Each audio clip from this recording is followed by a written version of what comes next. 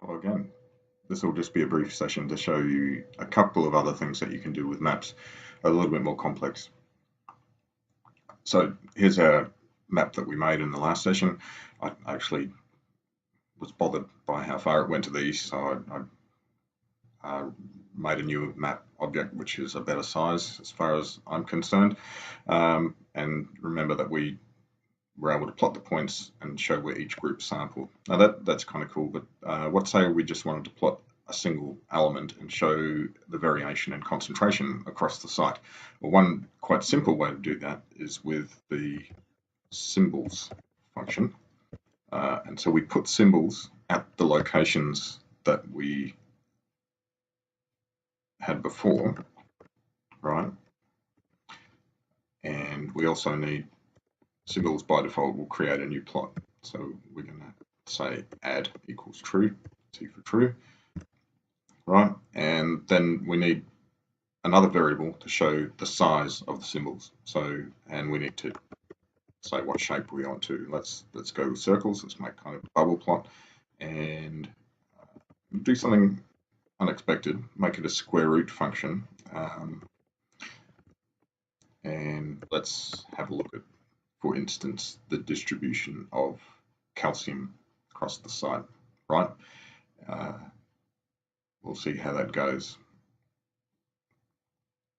And so what we want to do is run the necessary code. Right, okay, now, on purpose, I made that look a bit weird. What the symbols function will do is, it's kind of odd, it will scale the size of the symbols so that the largest one is 1 inch in size, whatever that means. It relates to the resolution and dimensions of the plot area. So what I'm going to do is make it a little bit smaller. And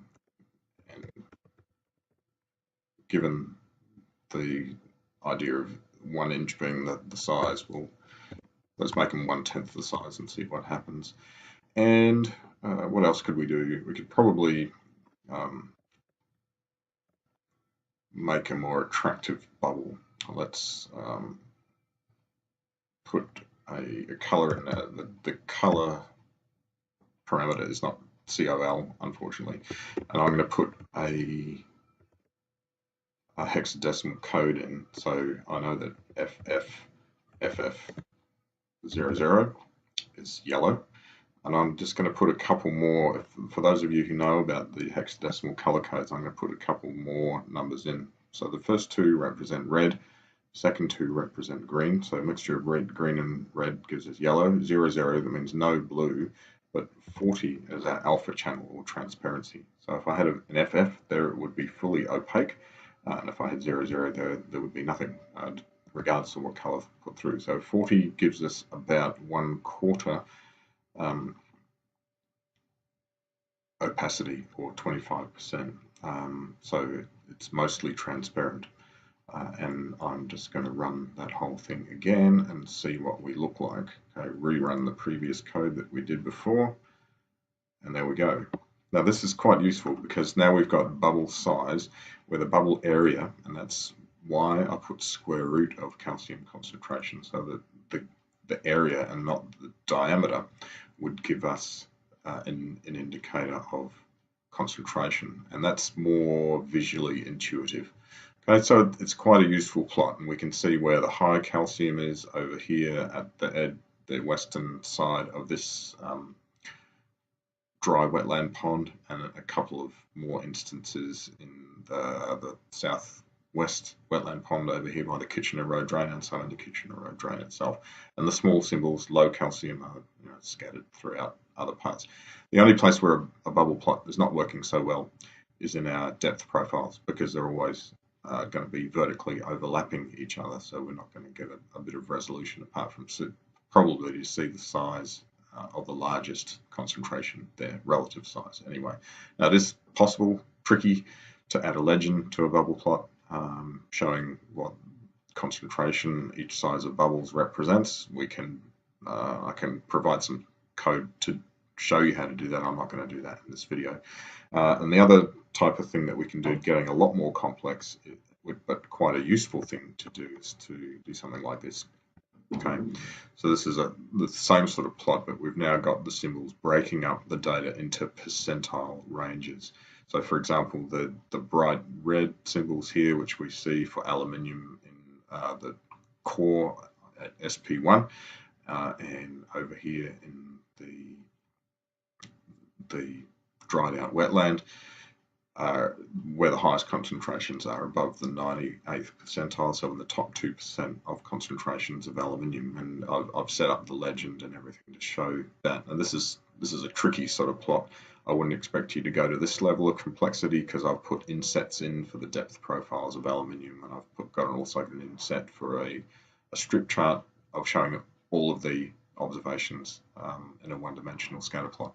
But it's, I guess, the way that it presents spatial data is useful, because it shows immediately where the high and unusual concentrations are between the 95th percentile and the maximum. So our salmony pink circles and our full red circles, and also where the really low concentrations are, so the bottom 5% and our blue or purple squares, so along here in the Kitchener Road drain, for instance. All right, so that's one way of doing it. I mean, I can provide code for writing this sort of thing. You can have a crack at doing it, but there isn't really any need to go complex. I would be quite happy with separately drawn depth profiles, and we've showed you how to run those already, but I'm not necessarily overlapping a map. So this looks a bit busy too, but it's quite an information-rich chart. All right, so we will leave it there for now. So think about using bubble plots. Maybe think about trying this. I will provide code for it, which you'll have to adapt for your own purposes. But there we have it. Those are the types of maps that I would typically use. We could do interpolations, but we don't really have the right sort of data. Our data are more along transects than on a grid, so interpolations are not going to be that useful. That's to give kind of the shaded plot that you might see in a GIS. All right.